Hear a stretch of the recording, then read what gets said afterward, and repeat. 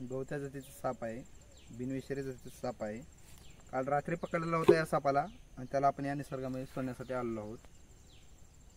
तर याला ओळखायचं कसं? पूर्णपणे याचं शरीर हिरवं असतं, पाहून घ्या.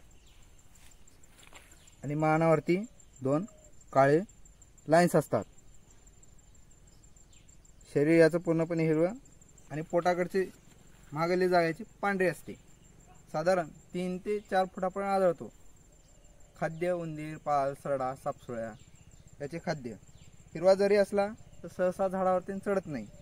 डिवचले गेले असता मानेकडचा भाग फुगवतो आणि नाग असल्यासारखं दर्शवतो, जेणेकरून समजा शत्रूला वाटावं कस हा साप विषारी जातीचा साप आहे म्हणून. तर चला आपण याला याच्या निसर्गामध्ये सोडून टाकूया.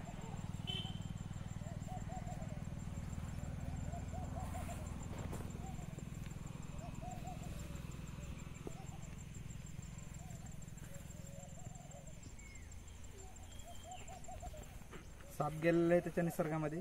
चला आपण निघूया.